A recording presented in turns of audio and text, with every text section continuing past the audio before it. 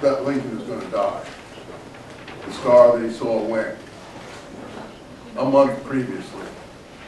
A mournful star drooping in the midnight sky. Do you ever take walks at night and you see a star that you think is important and significant to you? It happens to people, I think. Maybe you guys are too, opposed to superstition to let it happen to you. But if you admit it in your soul of souls, particularly when you're by yourself, not when you're with someone else, nothing ever speaks to you when you're with someone else. You're too busy talking to each other or something. But if you're alone and you're feeling lonely or you're down or you're excited or something like that, and you're out for some reason with the night sky, particularly at night, not so much in the day. In the day, I think bird flights do it to you, as Lawrence will say in his book. But at night, it's the stars. And you see a star that has some significance to you and you keep watching it. It can say what you're thinking back to you, basically. That's what he says. Now I know what you must have meant a month since I walked. Again, it sounds difficult to understand, but it isn't a month since I walked. A month ago. I knew this was going to happen a month ago. Or I knew something awful was coming. I could feel it, I could tell. As I walked in silence, the transparent shadow night, he liked to take walks at night, he was probably a bit of an insomniac. You could walk around Washington streets then, at 12 o'clock or 1 o'clock in the morning or something. Look at the stars. I don't think I would give it too much of a try now.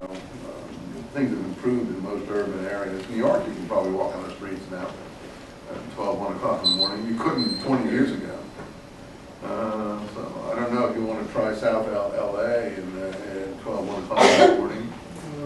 No, not a good idea, huh? No, okay. I don't know what parts of LA you want to try on the streets without being in a car. I don't know LA as well as you guys might know. Are there any parts of LA you're going to go walking around without your car at night, 1 o'clock? Only in the counties.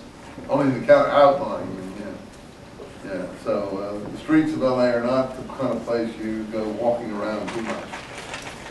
Okay, so he could in Washington at that time. As I walked in silence, a transparent shadowy night, as I saw you at some good tell as you bent to me night after night, the same star he saw every night there in the western sky, and of course it's in the west, so it's going to talk about a western thing. As you droop from the sky low down as if to my side, while the other stars all look on, so this star is doing crazy things in his mind, sort of like Van Gogh looking at Starry Night, if you've seen that painting.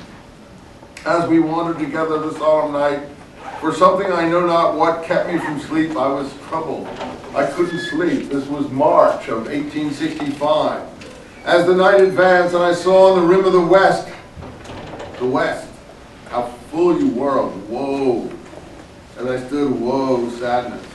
As I stood on the rising ground in the breeze of the cool, transparent night, as I watched where you passed and was lost in another word black of the night, as my soul in its trouble, dissatisfied sank, as where you sat, orb concluded, dropped in the night and was gone, as Lincoln is going to drop in the night and be gone.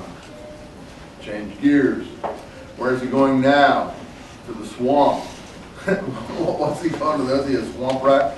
Why is he going to the swamp? Oh, there's a bird there. That's well known to people who are aficionados of beautiful and lovely birds. And the thing about this bird is that it's a solitary bird.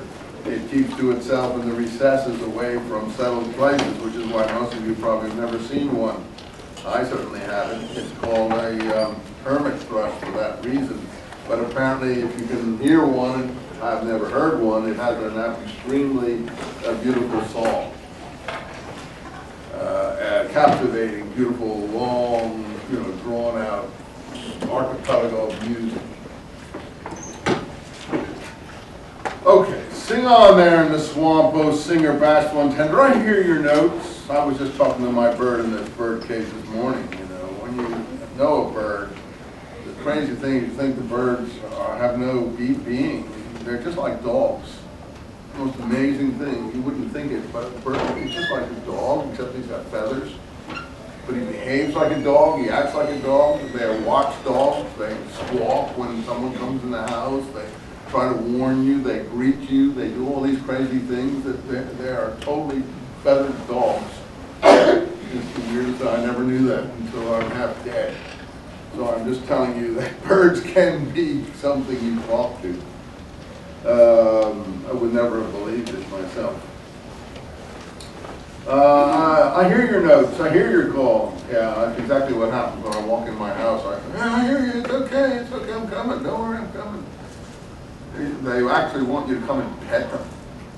It's the weirdest thing. Once you start to pet a bird, it squawks like mad every time it sees you to come and pet it.